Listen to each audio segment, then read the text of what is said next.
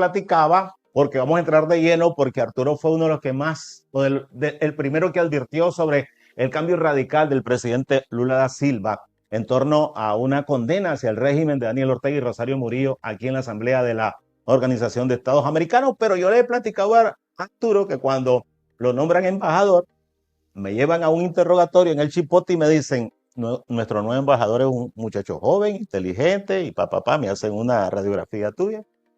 La cosa es que ya después cuando nos damos cuenta que te renuncias, nunca más me volvieron a mencionar tu nombre. Bueno, Quería, hubo un tiempo que se prohibió mi nombre, se prohibió en todas las entidades del Estado, estaba prohibido hablar de mí. bueno, has hablado, has escrito, has hecho tus columnas en base a lo que crees que va a ocurrir y le has llamado una agenda light y has tocado puntos esenciales con que esta reunión, esta asamblea de la OEA no va a ser tan sustanciosa, no va a ser lo que todos esperamos, sobre todo ciudadanos de países que tienen regímenes autoritarios. ¿Por qué, Arturo? Bueno, antes que nada hay que recordar que hay un lema que guía la OEA. La OEA es lo que los estados quieren que sean. Si la OEA está compuesta mayoritariamente por países de izquierda, defensores de Cuba, Nicaragua y Venezuela, de los regímenes de esos países, la OEA va a tender a trabajar en esa dirección. Eh, Temas que no se van a abordar. No se va a abordar los 1.400 presos que tienen combinadas las dictaduras de Cuba, Nicaragua y Venezuela. No se va a abordar las denuncias de corrupción y narcotráfico en Bolivia. No se va a abordar las denuncias sobre el escandaloso financiamiento de la campaña de Gustavo Petro, así como la muerte de gente que trabajaba en su seguridad. No se van a abordar esos temas, están prohibidos. No se va a abordar el régimen de excepción de Bukele, no se va a abordar el fraude anunciado en Guatemala. Son temas que definitivamente la OEA va a mirar para otro lado. ¿Qué temas se van a abordar? Temas que no generen mucha controversia y temas que son de cajón. Por decirte algo, temas de la niñez, temas de la mujer, el medio ambiente, el calentamiento global, la resolución que todos los años se aprueba sobre las Malvinas, una resolución en honor al legado de Jimmy Carter, otra resolución en honor al legado de Joao Baena Suárez, que murió la semana pasada y que fue clave para la paz en Nicaragua. Em, Tal vez algo relevante, aunque todavía no lo han confirmado, un mensaje de Volodymyr Zelensky. Él había enviado una carta hace 3 semanas a la OEA y dijo, quiero que Latinoamérica mire hacia Ucrania. Entonces, eso puede ser otro tema interesante. Pero, ¿qué es lo más grave que está sucediendo aquí? La operación lavado de imagen que Lula ha anunciado en favor del dictador Ortega.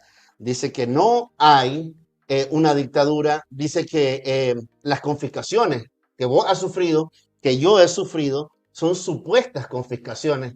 Las confiscaciones a la iglesia para Lula son supuestas confiscaciones y la democracia existe para Lula y solo hay que perfeccionarla. Esa es parte de la operación lavado a ¿Por qué favor de crees, Ortega. Arturo, que el cambio? Pasamos una pieza informativa donde presentamos lo que decía Lula en campaña y ahora viene con un maquillaje. Incluso ya vimos lo que hizo con Maduro al llegar y dijo que era una narrativa falsa lo de llamarlo dictadura. ¿Por qué ese cambio? ¿Por qué él cambia de un año a otro cuando anda en campaña ahora que ya está en el poder de nuevo? Con regímenes así como el de Nicaragua, el de Venezuela y bueno, lo de Cuba ya sabemos que él ha tenido mucha sintonía. Sí, en Cuba él patrocinó la esclavitud moderna o el trabajo que ellos realizan con los médicos cubanos, que les pagan menos de $10, mientras le pagan a la dictadura más de 800 hasta $1.000 por cada médico. Entonces, esa parte no ha cambiado. Digamos esto, Lula en campaña electoral, él se manejó y se moderó. Trató de decir incluso que él miraba mal lo que Ortega estaba haciendo, se distanció de Ortega, se distanció de Venezuela y un poco de Cuba, incluso trató de moderarle, como decimos en nicaragüense, trató de bajarle 2 rayitas. Sin embargo, una vez que llega a la presidencia y ya no tiene por qué seguir fingiendo, él vuelve a la narrativa de antes. Lula en los años 80, él llegó a Nicaragua, un simple sindicalista, uno de los montones que se sientan al fondo de la tarima, pero que él ansiaba conocer a Daniel Ortega en persona. Lo conoció, Daniel lo saludó de lejos, pero Sergio Ramírez le abrió las puertas y él pudo compartir con un grupo de sandinistas. Y en determinado momento, en Nicaragua, en los años 80, ¿verdad? Pudo conocer a su ídolo y mentor, Fidel Castro. Entonces, Lula le debe a Ortega ese acceso a su mentor, a su ídolo, a Fidel Castro. Fue una emoción para él extraordinaria. Y después, en los años 90, Fidel Castro le dijo, necesitamos que formes el Foro de Sao Paulo, un grupo regional, internacional y que ahora es mundial, que apoye la causa de Cuba. Claro, pero cuando Lula estuvo en el poder anteriormente, él no tuvo una vinculación tan estrecha con el proyecto de Hugo Chávez. ¿Por qué esa diferencia? ¿Por qué él ahora defiende o trata de lavarle la cara a Maduro y en su momento con el proyecto de Chávez él no se casó totalmente? Bueno, es que hay que recordar que Brasil y Argentina no se consideran Bolivia o Nicaragua. O sea, Brasil es Brasil. Brasil es la potencia económica más grande de América Latina. Brasil preside el Banco Interamericano de Desarrollo. Brasil preside la OPS. Brasil preside el Banco de los BRICS. Eh, Brasil es el principal productor de alimentos a nivel mundial. Entonces, no es cualquier país. Entonces, cuando viene Hugo Chávez con su proyecto mesiánico, él dice, te apoyamos, pero vos no vas a ser nuestro líder. Sé líder de países como Nicaragua, con Ortega, sé líder, si querés, de narcotraficantes como Evo Morales, Menospreciaba el liderazgo, pero menospreciaba el no liderazgo de dejas Chávez. que Brasil, potencia, se someta a Hugo Chávez. Entonces, no se sometieron a Hugo Chávez. Sin embargo, ahora sí ven a una Venezuela pequeña y a una Nicaragua pequeña y ellos quieren asumir el liderazgo regional. Hay siempre un conflicto entre México y entre Lula porque Por el liderazgo. AMLO quiere ser líder, pero Brasil es líder. Actualmente es el líder de la izquierda latinoamericana y lo más triste es que en la OEA nadie quiere pelearse con Brasil. Nadie. Por esas ventajas económicas de las que hablabas. Ser socio de Brasil te da muchos privilegios económicos. Hay unos 23 votos en la OEA que dicen vamos a apoyar el documento de Lula. No apoyamos a Ortega, pero sí apoyamos a Lula. Entonces, tal vez Ortega está festejando por esa resolución, pero él debe de estar claro. Esos 23 votos en la OEA o 26 Es para Lula, no es es para para Ortega. Lula, no es para Ortega. Es porque ellos quieren estar bien con Lula. Entonces, hay una Pero pequeña puja. cuando vos pusiste en tu columna que eran 23 países los que coqueteaban o se hacían la vista hacia otro lado con gobiernos autoritarios y que solo 9 estaban comprometidos de manera firme con la democracia, yo me preocupé, porque digo, esto significa que ahora la OEA pasa a manos de este grupo de 23 países en donde una resolución contra Ortega no va a ser posible. Va a ser posible, pero tiene que ser totalmente descafeinada. Tiene que ser como una Coca-Cola cero. O sea, sin ningún efecto. Resoluciones que no produzcan ni el más mínimo escalofrío. Resoluciones que le den risa a Ortega y en última instancia una resolución que le monte una plataforma a Ortega para reconciliarse con la izquierda latinoamericana. Actualmente Ortega es un paria en Latinoamérica, pero Lula intenta volverlo al redil. Y eso es lo que está haciendo. Antes de incluirlo en el redil, le está haciendo un lavado de imagen. Mira, Lula, él siempre ha querido conseguir el Premio Nobel de la Paz.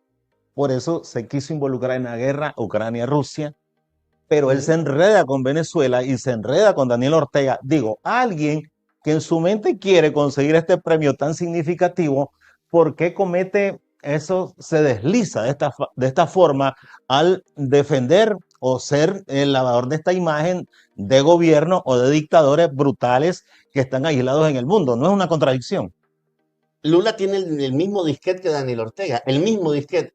Él dijo, quiero ser mediador en la crisis de Ucrania, pero algo importante es que él dice, Estados Unidos y Europa no están ayudando a calmar la guerra, ellos están prolongando el conflicto. Él está atacando a Estados Unidos y a Europa, no a Rusia, sino a Estados Unidos y a Europa, y toma bando con China. Entonces, recordemos siempre eso. Él le dijo a Zelensky, yo te voy a ayudar a hacer la paz, pero vos también tenés que estar dispuesto a ceder un pedazo de territorio. Ok. Entonces siempre sale con estas propuestas indecorosas. Él dijo que por qué Ortega no puede estar más de 14 años en el poder si la canciller Merkel. alemana Merkel estuvo así, ¿por qué no se puede?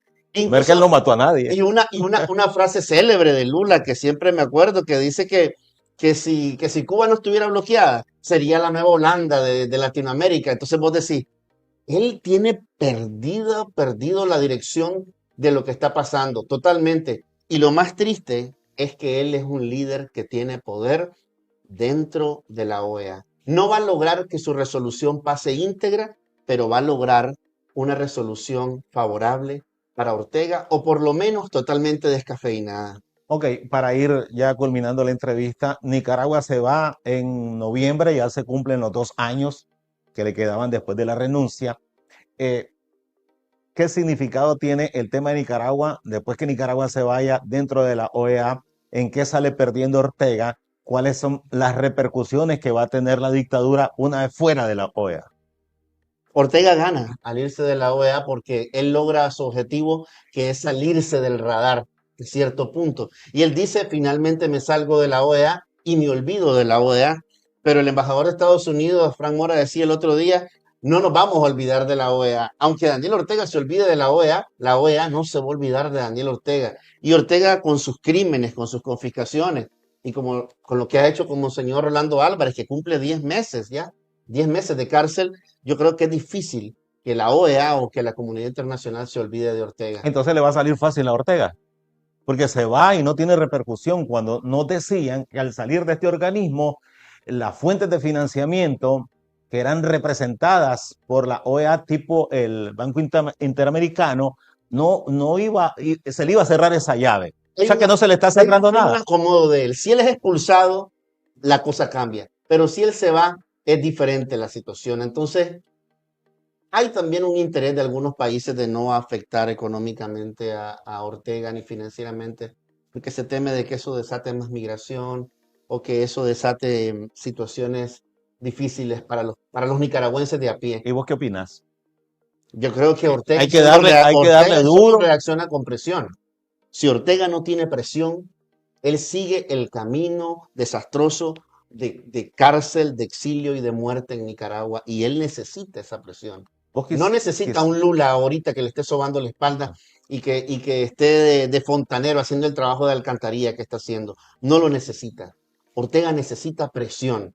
Lo único que me preocupa es que por primera vez en 5 años, Ortega tiene un defensor en la OEA y no cualquier defensor.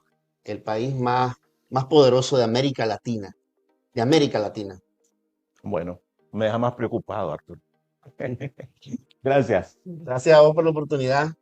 Arturo Macfield, colega, periodista, ex embajador de Nicaragua ante la OEA, que tuvo la valentía de renunciar y que fue uno de los golpes diplomáticos más severos que ha tenido la dictadura.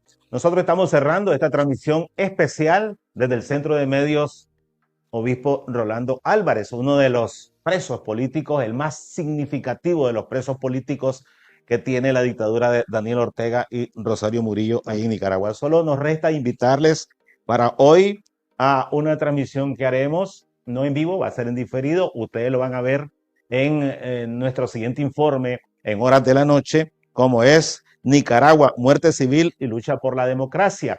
Hay algunos panelistas como Antonio Peraza, excarcelado político, también confiscado, igual que Arturo, igual que yo, porque es un tema tan delicado que sufrimos 222 y después 94 ciudadanos de Nicaragua a quienes la dictadura nos dio con todo, quitándonos nuestra ciudadanía y después quitándonos todas nuestras propiedades. No nos quitaron lo más importante, sí, no nos quitaron la dignidad y el ser nicaragüense. Eso no lo han quitado ni podrán quitarlo.